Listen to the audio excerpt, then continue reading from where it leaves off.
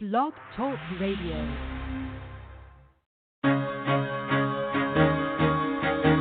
Carol the Coach. Sex, love, and relationships. We talk about it here. Carol the Coach. Compassion with contemporary relevance. I am a psychotherapist. I can be your personal life coach, and I can help you with your issues. There are no problems too small or too big. You can talk about anything. Speaker, columnist, radio TV host, and commentator. Carol the Coach brings messages of wellness and empowerment within reach of everyday people every day. Almost 5 years ago, I lost my soulmate in an accident. He was killed in a plane crash. Life just, for me, has seemed to stop. There are groups all over the city. I teach one.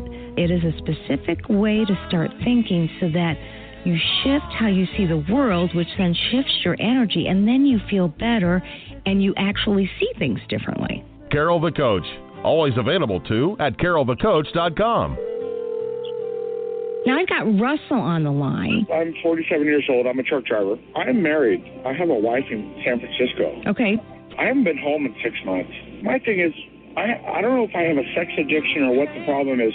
Why do I want what I can't have? And as soon as I can have it, I don't want it anymore. You're right on target when you say, I don't know if I have a sexual addiction. Well, guess what? Yes, you do. And you know what? That's my specialty, Russell. So you're at the right place. Continue. I meet women online, and I'm in a different part of the country. I travel all 48 states, so I love sex. I hear self-esteem issues. You never felt good enough, and you didn't feel like you were getting what you should have then, and you're reenacting that now. Do you want to change that about yourself? You get what you need.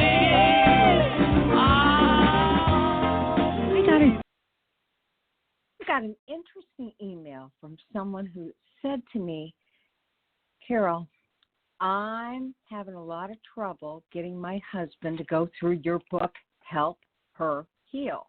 What would you advise somebody who I believe means well, but doesn't have the discipline to really get it done?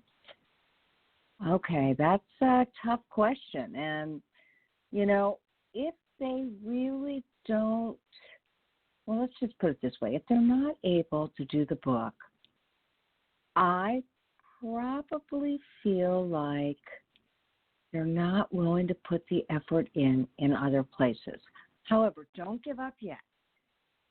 I believe in accessing all 5 of the senses. And if they're not able to read the book and figure it out, then maybe they could do an online course. So here's the deal. I have an online course. I don't know when it's coming out. It's actually all loaded. Now I just have to get it approved. So by the university that's helping me do it. And what that means is that if you're not somebody who likes to do a lot of reading, I actually have created 12 modules where I teach you about the book. The handouts are available, the transcripts are available, the PowerPoints are available. I mean, it can't get much simpler than that, and you can do it at your own time. And so if you're somebody who likes to look at somebody and hear what they have to say and go over the material, hey, that's another way to learn. So here's my promise. It'll be out before my next show. Well, okay, maybe it won't, because I've actually got a couple of men that I want to review the course and make sure that I have done everything I was supposed to. Let me just tell you, I got this course, and I did notice 3 typos. So I go back after I've already recorded over it. I mean, my face is on it. I can't change it. And I go back to the original, and I hit spell check, and it says spell check is correct. But there's an extra bullet. There's a period missing. So I guess what I'm saying is, please have mercy on me. Most of it looks absolutely perfect, but there are probably 3 or 4 problems. And so I'm going to just ask a couple of men to review it and to really help me to figure out, did we get it right? And then once they give me the go-ahead, and that would be, I'm going to actually pick an addict and a partner. I already know who I'm going to pick. If you're listening to this show, you know who I'm going to ask to do this for me, because I know you'll do it, and I know you'll do a good job. So I'm super, super, super excited because it's just another way for you to get this information. I know that this information about developing empathy is changing the world. And so I'm going to ask you to think about that as another way. If you're reading the book and you won't do the exercises, if you're a wife and you see that he's doing some of it, but he's not into it as much as you'd like him to be into it, well, don't get discouraged. Now, I got to tell you, I'm on a little bit later because my guest couldn't be on till later, and I'm so thrilled. She called me, and we're hours apart from each other, and she said, hey, I'm ready. And I'm like, hey, we're going on in a little bit. So we are compromising, and we're on now, and I can see that she's already on. So, Wendy, I just want to tell my listening audience that it's my anniversary, and although I just spent an hour walking with my husband and an hour watching HGTV, we love to look at all the vacation places and imagine what it would be like to live there. Now I am with you. So, Wendy Conquest, welcome to the show. Thank you. It's an honor, and happy anniversary. Well, thank you so much. 19 years, and I'll just tell you two facts. One is that my husband and I met each other. He's 7 years younger, so I met him obviously almost 20 years ago, and neither one of us had been married, and neither one of us had kids. So we were more likely to be hit by lightning than to have met each other. How about that? Right. That's great. Yeah. That's a great story. Congratulations. That's really wonderful. Well, and I know you mean it because, yeah, exactly. You believe in couples. I mean, couples are what you're all about. So this is what we're going to be talking about tonight: sex addiction, betrayal trauma, and how to unstick the couple. So tell us a little bit about, why do you think couples get stuck when they're trying to recover from sexual addiction and betrayal trauma? Right. Well, thank you for asking that.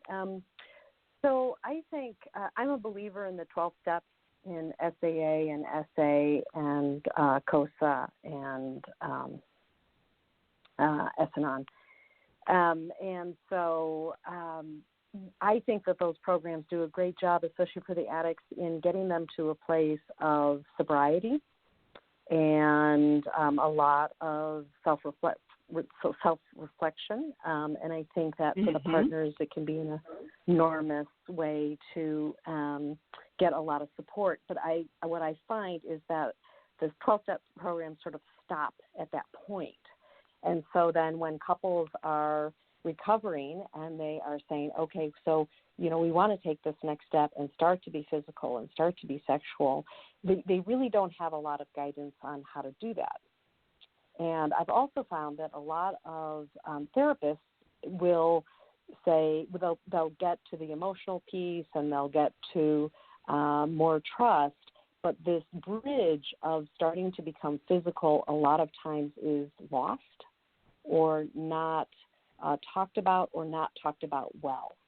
And so that's really what I wanted to do tonight.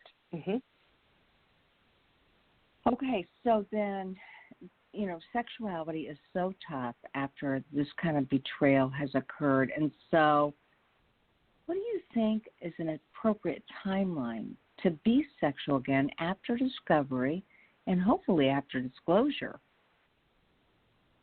Right. So what I really want to find out with especially the partner is, as much as possible, I want her to be having a somatic body awareness.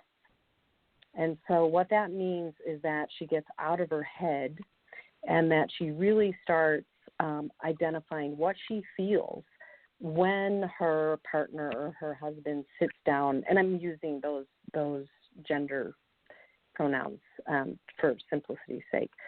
But when her husband or partner sits down on the couch next to her, does her heart start beating rapidly, not in a good way, right? Does she go into that fight or flight response? Does she lean away from him?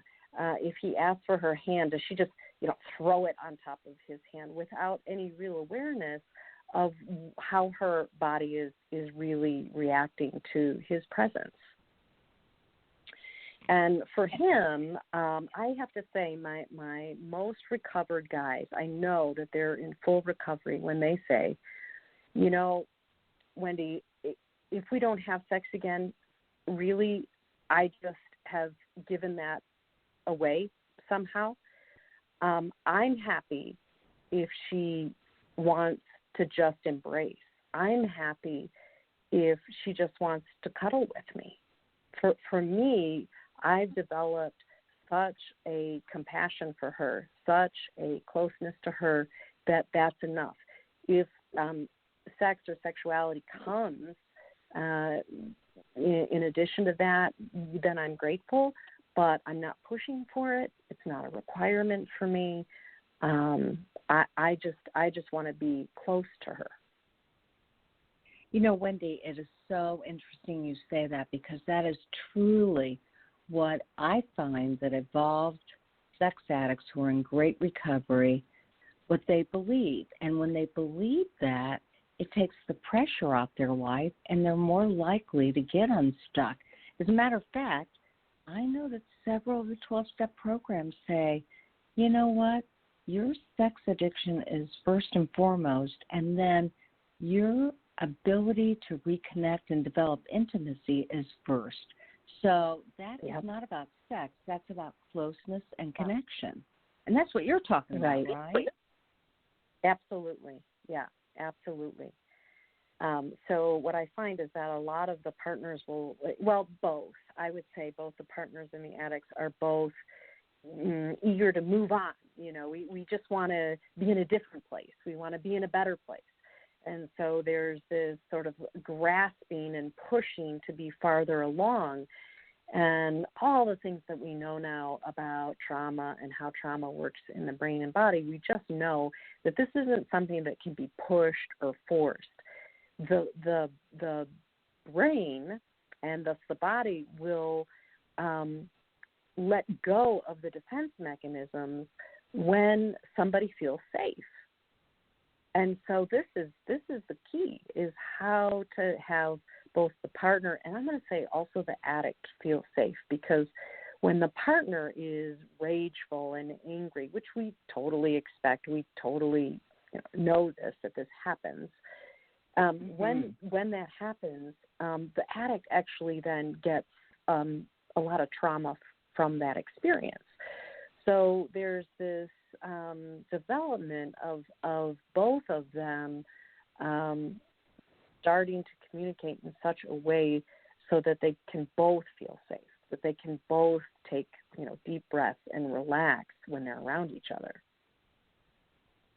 Well, and I know that I am part of APSATS, which is an additional certification program separate from being a CSAT. And with APSATS, we really believe that the very first phase for partners is safety and stabilization. And that's what you're referencing here. You're like saying the partner has to have some sort of an emotional safety, and we know that she doesn't based on the sexual betrayal. But there are lots of things that he can do to make her feel safe. And we want to give him credit, too, in that here he is doing a lot of the work. But when he sees her so activated and triggered, it doesn't make him feel safe either, because he's thinking, gosh, I'm in better recovery now, and she doesn't look any better to me. And that really is a paradox for him. Wouldn't you agree? Mm-hmm. I do agree. I think that there's a graph that I show every couple that comes in, and it basically shows the addict going down in his addiction, and then when he gets into recovery, he starts gaining more knowledge about who he is and how the addiction occurred, and he starts looking better and better, and his mood increases, self-esteem increases. And what I find is because the partners are really generally so competent, so smart, so put together, that so many people expect her to maybe do this little bit of a dip, but then be fully supportive of his recovery, fully engaged, in the coupleship. But what I find over and over again is that when he starts getting into recovery, she starts a decline that a lot of times is way worse than his worst moment in the addiction. And so what I say to all my couples, and especially the guys, is, look, we're expecting you to lead in this. We're expecting you to take more responsibility in the coupleship than her. The history most likely has been that she's been the one to do that, but now we want that from you. And so her recovery is at least 2 to 3 years really behind his. And so I keep on reminding the guys, you have to be patient. You have to keep doing your work. It's just going to take her longer. And the guys that really can be patient, keep doing their own work, and also step into the coupleship in a different way, these couples seem to be the most successful. Well, 100%. So, you said in a different way. So my experience is when men are really in recovery, they kind of have this openness and brokenness and this humility about them, and it gives them the compassion to say, I'll do whatever it takes to help her heal. And, that's kind of what my book is all about. And truly, when they take that attitude, then they are more patient, they expect less, they look for other ways for connection, trust, and intimacy, and boy, they make for a better partner. I mean, they show up and help their partner to feel safe. Yeah. No, I couldn't agree more, and I appreciate your mentioning your book. I've written one book and co-authored a second book, and in the second book, Letters from a Sex Addict, this book really talks about how the addict sounds at different phases of recovery. And so I love recommending this book, and I wrote it with Dan Drake in L.A. He's got in L.A. and on the AppSets board too, if I'm not mistaken. And you so, are right. This book is about. It's great for the addict because the addict will say, "I'm saying all the right things. I'm doing all the right things," and I'll hand them the book and say, "Look at chapter 3. Look at chapter 4. Is this what you're saying? Is this what you're sounding like?" And they're like, "Well, no." Okay, then you need to learn better ways of managing your own feelings and really empathizing with her and communicating with her in an appropriate way. I also refer the partner to it because sometimes they're saying, is it just me? Is this what recovery is supposed to sound like? And so we say, well, no, actually he's sounding like someone that's still in some denial, and that's a problem. So this isn't your imagination. He's really not where he needs to be. I just, the whole gaslighting piece really drives me crazy when addicts do that. I really believe they don't even know they're doing that a lot of times. It's really unconscious, but it's really so devastating when the partner is still potentially getting fooled. And this can happen when the addict will say, well, when are we going to be sexual? And, the partner's like, I don't know. And sometimes she'll force herself to be. And gosh, Carol, I've had clients. I mean, I've been specializing in this for 10 years now. I've been a therapist for 20. And I see clients that develop cancer, that start having all kinds of physical symptoms from, chronic yeast infections to, when they're not ready to take that step, the body has this way of saying, no, I am not going there. If you want to force this, okay, but I'm going to show you I am not okay with this. Well, and, I got to remind people, I am talking with Wendy Conquest, and truly, she has written 2 books. She co-authored one. Her first book is Letters to a Sex Addict, The Journey Through Grief and Betrayal. And her second book is Letters from a Sex Addict, My Life Exposed, and it's co-authored with therapist Dan Drake. And it's really to create a unique experience of hearing addict voices from denial through recovery. You guys have been pioneers in the field in terms of knowing exactly where an addict is and exactly where a partner is.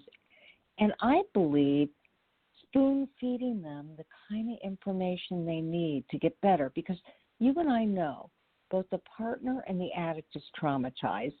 And for the addict, I've always said, I don't know if he didn't have the skills to begin with, or if he lost the skills, his sexual addiction robbed him from those skills. Mm-hmm. But clearly, coming out of his sex addiction in recovery, it's really hard for him to know what to do. And you have been instrumental in helping men and female sex addicts know what they can do to feel better about themselves and to help their partners heal. So can I ask you a little bit, because sex is such a tough subject, and it's hard for any couple to talk about, let alone when there has been sexual betrayal. What do you think is the worst thing that a couple can do that could hurt their ongoing recovery? Jump into bed together without talking about what went wrong in the first place. Just trying to sort of, get over the feelings of betrayal, or get over the feelings of being scared around having sex. So the way that I start my couples off around this is I have them both sit on the couch, and then I ask the partner to feel into her body and say, what are you experiencing right now? And so she will allow, and I'll watch, and a lot of times her shoulders are going up or her arms are starting to cross, and she'll say, I think I'm feeling a little nervous. I said, okay, that's fine. Mm-hmm. And so I asked the addict, can you just scoot over 6 inches away from her? And so he does that, and we check in again, and she checks in again. She says, okay, I can breathe a little bit easier now. I said, okay, but your shoulders are still way up high. Hey, can you, Mr. Joe, move over another 6 inches, or maybe even over a foot? And then visually, he can see it. I can see it. She relaxes, wherever that might be. It might be on another couch, maybe 5 feet away from her. But we experiment with that distance. And so, and we experiment with, well, how long can you stand him maybe looking at you, just looking, at your face before you say, okay, that's enough. And so what I also, if they're both on the couch and she's determined the appropriate space, I might say to him, can you just put your hand out right on the couch, face up, and just, it's an offering. And in your mind, can you just say, I'm just offering my hand to you? And the most interesting things happen with this, Carol. If she just throws her hand out there right away, I'm like, wait a minute. Let's just slow down for a minute. I want you to feel the offering and feel in your own body of what feels right. And she might say, I don't want to hold his hand. And then he yanks his hand away.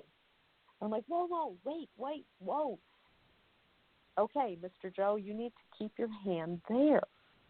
And for him, this is very difficult, right?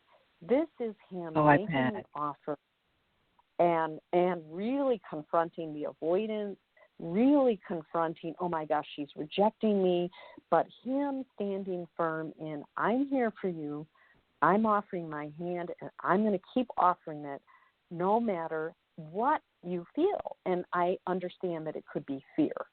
This is really, really powerful because she gets to just see in a pure physical way that he's showing up. And it moves me emotionally when I see this work happening.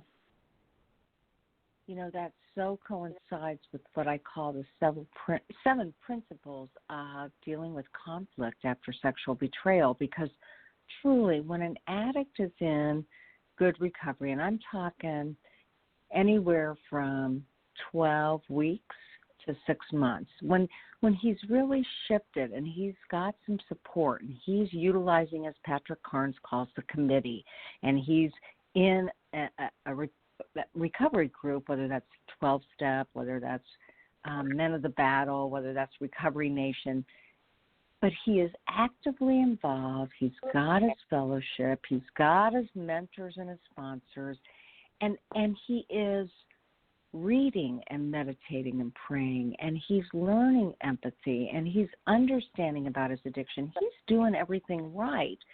And we understand that partners are not going to trust their spouses at that point. You know, as a matter of fact, sometimes the better they get, the worse the partner feels, because she's like, when's the other shoe going to drop? I just know it's going to drop. I can't trust this.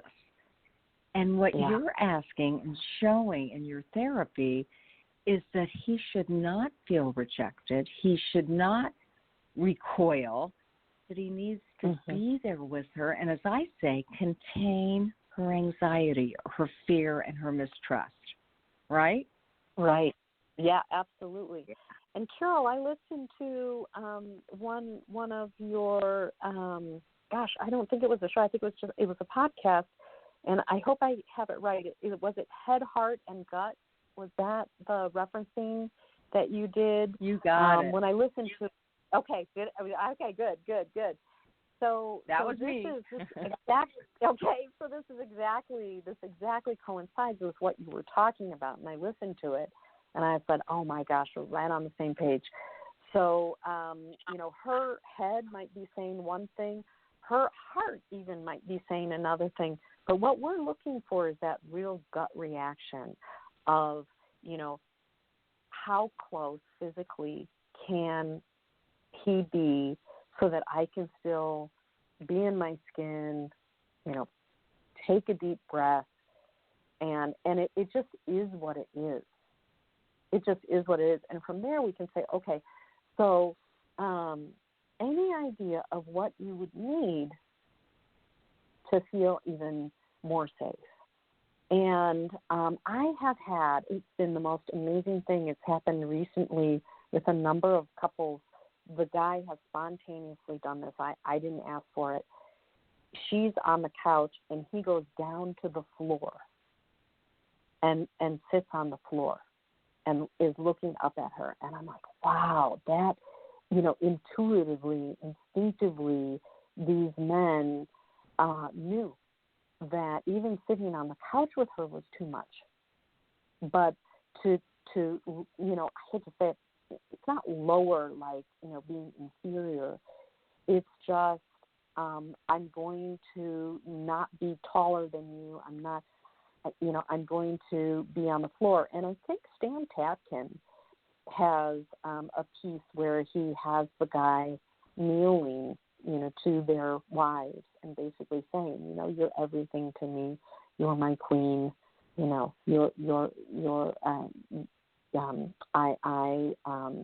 adore you. I love you from that positioning. And I don't personally, professionally, I don't like it when it's contrived like that. I think that the guy really has to say,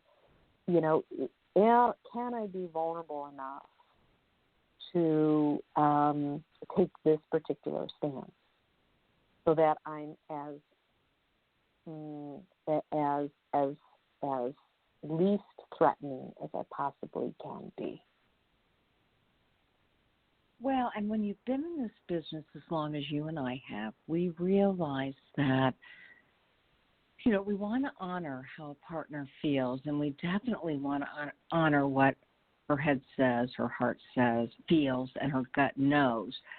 But truly, when somebody's been through extreme betrayal, it gets really hard to decipher because there's that amygdala that says protect yourself at any cost. Don't trust this. You're going to get hurt again. And that's going to keep her safe, but it's not going to help her be close. And so that's where I think a therapist that really understands this work can encourage them to try and be a little bit closer and create that give and take that's needed when truly protection is first and foremost in the relationship.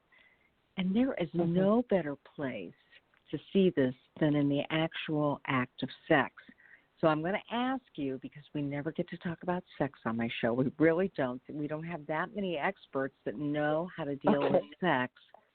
What do you think is a good sexual experience for a recovering addict and a partner who's experienced betrayal? Yeah, I'm so glad you asked that. One of my first postgraduate trainings was in integrative body psychotherapy. And I had an amazing teacher that said, in order to have really a great sexual experience, the mind, the heart, and the genitals all have to be on board. And I've taken that and started talking to addicts about this. And I said, okay, so in your addiction, what do you think was happening? And they're like, oh, well, definitely the genitals. I'm like, yep, definitely the genitals. What else? And they'll say, I think my head as well. I'm like, yeah, that's right. So what's missing? The heart. Right, exactly. The heart's missing in the addiction. So we can't take that template and then have that same template when they're trying to be close with their wives. It just won't work. And the wife will pick up on it. So this emotional piece of, how do you touch her in a way where your heart is involved as well, right? So it's taking it out of the realm of, well, I want to turn her on and I want to be turned on, or I just want her to orgasm, or it doesn't even matter if I orgasm, I just want her to orgasm. It's like, no, that's not the goal. Okay, so with addiction, sex addiction, orgasm is the goal, and it's like we're coming off of that now. And so one of the most important things is to slow everything down. For a lot of couples, the partners too, this is really uncomfortable. And it's like, so, what is it like and permission, boundaries and permission. And again, this is all so new and uncomfortable to so many couples. But I was like, can you just try it and just see if you can stay in your bodies while this is happening? So he might say, hey, can I, put my hand on your upper thigh, just on your upper thigh? What I'm asking from her is to take a deep breath and really see what that feels like. And she might say, that doesn't feel quite comfortable, but, I'm okay if you put your hand on my breast. Okay, right? Okay. And then can he do that very, very gently and even ask her, how does that feel? And for her to give him really honest feedback around that. I mean, this is really contrary to the addiction. It's most likely very contrary to any kind of sexual experience they've had together in the past. So, and a lot of times, Carol, it's contrary to the experience they had before they even met. So yeah, I would a agree lot with of that. times, right? Oh my gosh, adolescence, adolescence and experimenting, everything else, that can be horrific. So it's okay. We're looking for a redo for it all. We're looking for a completely new sexual experience for both of them. That's more meaningful. That's more grounded. That's more easy and authentic. And so, Wendy, we know that there are hundreds of thousands of partners and addicts listening. And so, after explaining how one can move forward in that sexual relationship, what would you tell the addict? I mean, if they're right there in your office, they're listening right now, actually, and the partner. Yeah, what would your advice be to each one of them as if they were right there with you right now? As far as if they're being sexual or wanting to be sexual? Yeah, as far as that advice that you just gave, because what I heard you saying that is so important is that they need to check in with each other and say, you know, what would feel comfortable, and is this okay, and what would you like me to do, and then pay attention to that. Right. So, so many times it's even difficult to be verbal like that when that new experimentation is happening, or this new way of slowing down and thinking about things and really being with, this is huge, right? Really being with the other person. And so a part is at another time, right, maybe the next day, to sit down and do some sort of check-in. And this shouldn't be, the idea of a check-in shouldn't be unusual because it's regular protocol in so many recovery programs, right? It's you check in on sobriety and you check in on recovery. So can you do another piece of check-in around, well, how was that for you last night? What could have been different? What was comfortable for you? What was uncomfortable for you? And honest answers around that. And I would say it's going to be pretty partner heavy at this point. So the addict is saying what was comfortable for you, what was uncomfortable for you, and hearing her answer, watching any kind of defensiveness. It's like, people can get so defensive when it comes to, but I was just doing what you asked.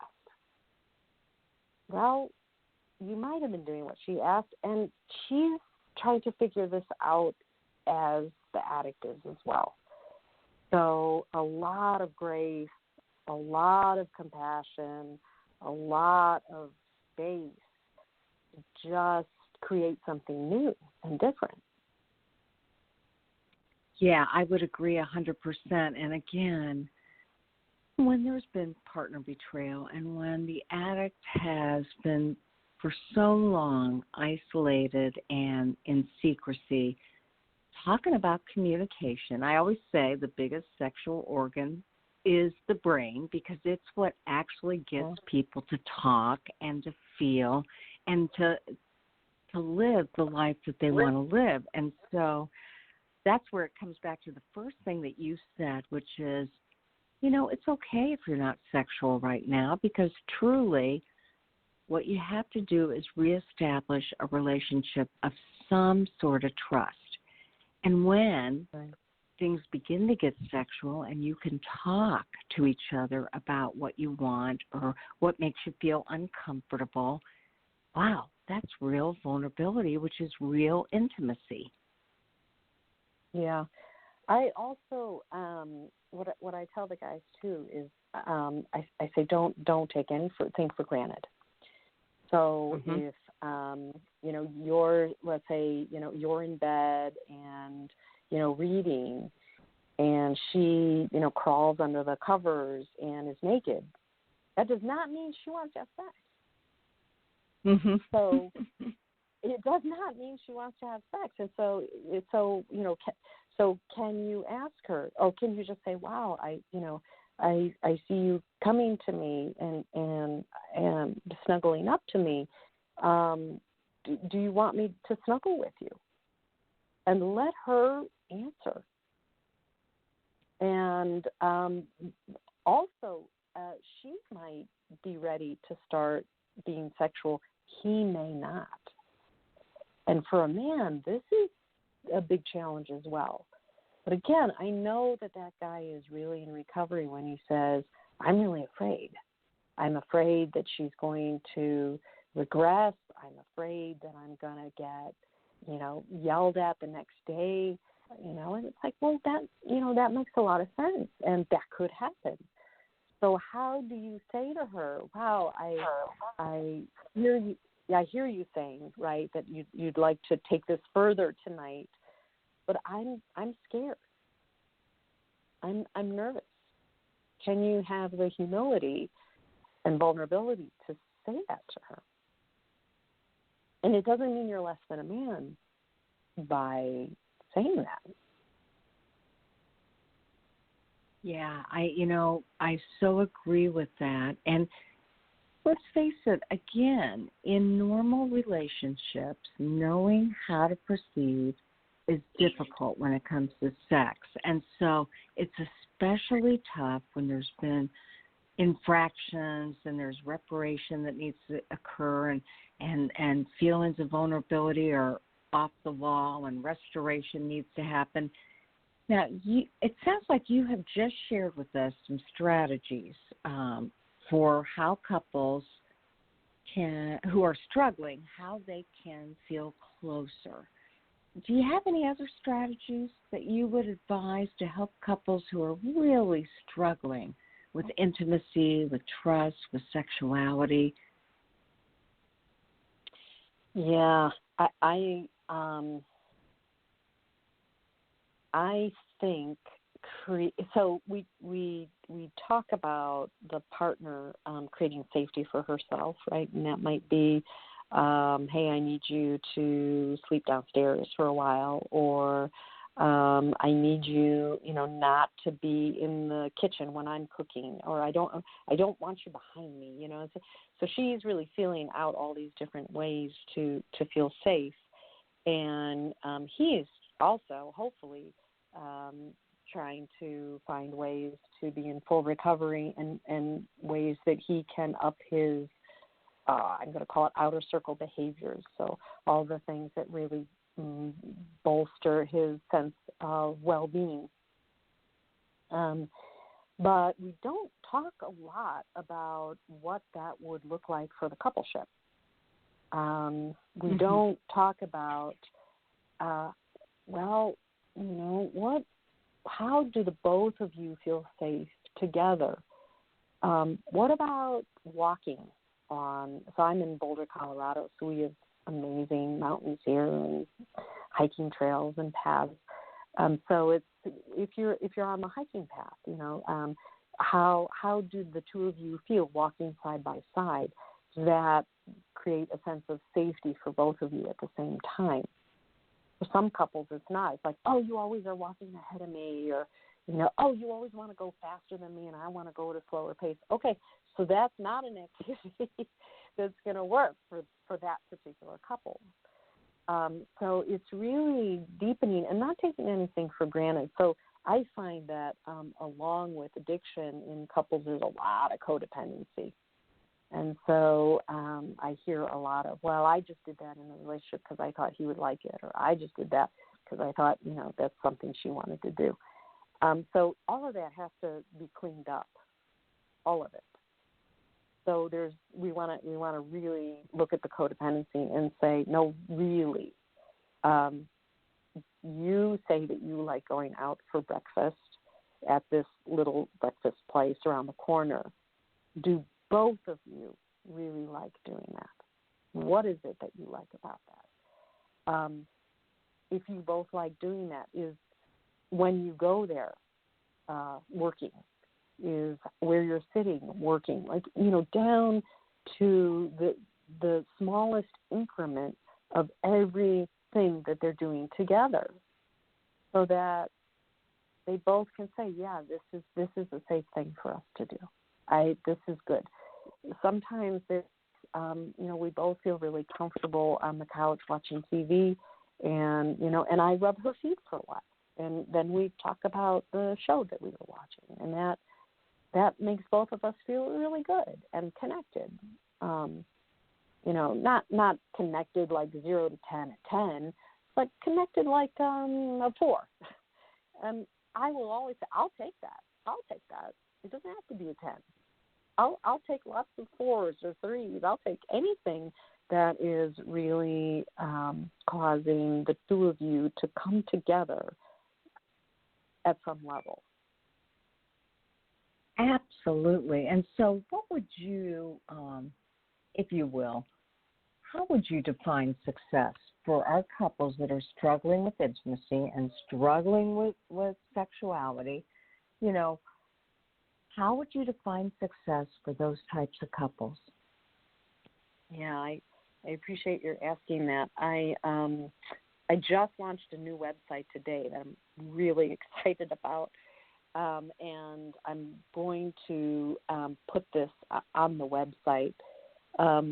So I've developed a couple developmental model, and the first stage is usually at discovery, and the addict is spinning his addiction, and the partner is spinning in her betrayal and realizing her life is completely blown apart. Reality is not what she thought it was.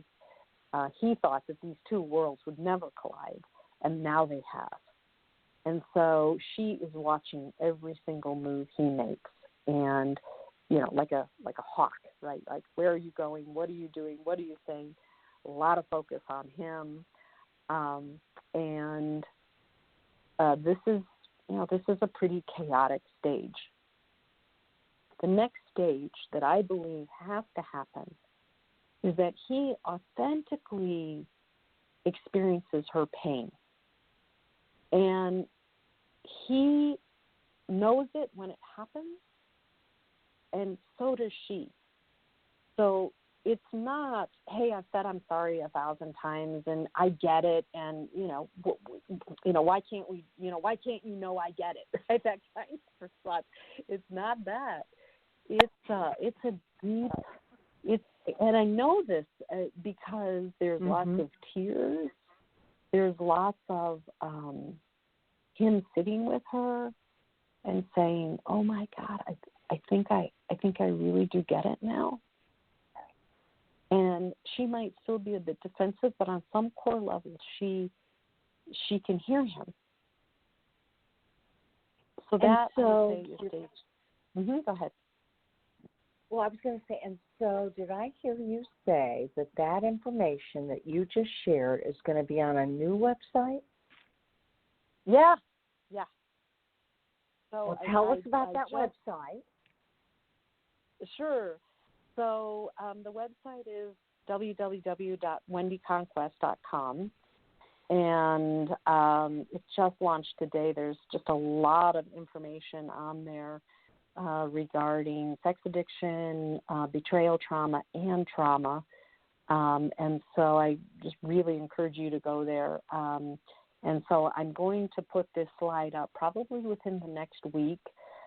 There's also information on there. I'm going to start an online class, 4 classes, and the title is What's Happening to Me? And it's really about what's happening to me, the addict, me, the partner, and me the couple. So I give a lot of information in these 4 classes online, and it is interactive, about trauma, how trauma works, how it works in the body, how it works in the mind, what people can do to really work with that. It's geared towards the partner, but I really encourage addicts to sign up for it. Couples can sign up for it. So that starts in October. It's going to be in October and November. And so they're going to learn a lot about this, right? Say again? They're going to learn a lot about themselves through this process of answering these questions. Yeah, absolutely. Absolutely. So, and this model, also, the third stage in this is where the couple grieves together. And I don't see a lot of couples get to this stage because that second stage has to happen. This empathy, this passion for the partner has to happen before the two can grieve the addiction together. And it's weird, Carol. It's like the addiction becomes this third thing. It's no longer, you did this to me, you're terrible, you're just an addict. It's more, wow, this thing that happened to us was really horrific. And they both can start categorizing the losses for each person individually and the losses as a couple. It's really, when I see this, it's so powerful. It's so moving because they're in a completely different place. And I really, I want to say that, that I know that in our field there's a lot of emphasis on disclosure, which I think is really important. But what I'm hearing and finding is that sometimes that process stops there and they don't go forward with the impact letter, with the partner's impact letter. And that impact letter is so crucial. And then I know it's called different things, but his letter of restitution or his amends letter or whatever, I think that is also so important. And I think that all of these things have to happen no less than 3 months. And, and so I don't know. Wendy, I do Good. too. Good. And there's a lot of clinicians that if they do disclosures, which really should be the very first part of that all-important trio of empathy and also connection. I mean, that's these three things, the disclosure, the emotional impact letter, and the restitution, is what can catapult a couple into that connection, because all of a sudden they understand how each other are feeling, the empathy has occurred, and they're ready to move forward. It's like a magical process. It doesn't happen for everybody, but I would say for the majority of my clients, I mean, I just had a woman last week say this, hearing his restitution letter was a game changer. And he had already said, hearing her emotional impact letter helped me to really, really get my first major dose of empathy. So I am a proponent of them also. And I agree, it should be done within the first 3 months. I encourage a woman, if she's been through the disclosure and she's not in total trauma brain, that she really needs to give her feelings and thoughts a voice. And that's by doing the emotional impact letter. Yeah. No, I agree. I don't think it should happen in less than a month. Because I think that each piece needs to really be taken in and sort of, that both people can review it and chew on it and really process it, each piece that happens. I think that's really important for success. But when that happens, and I have to say this last stage of this couples developmental model is that, and I see this rarely, but sometimes, that the couple spontaneously, organically create something new. And it could be that they both say, you know what, we should move. I think I think we should move to, say they're living in Miami, Montana. And the other person goes, I was thinking the same thing. And so it's not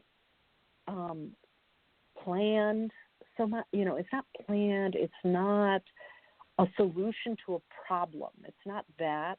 It's not running away from anything. It's this piece of moving it's like the health in the relationship manifests in something bigger than both of them. It could be that they start a new business together. It could be that, maybe they start talking about having another baby together, but something different. It's something different. A lot of people at this point will renew their wedding vows. I have so many clients who, trash their old wedding rings and do completely new vows.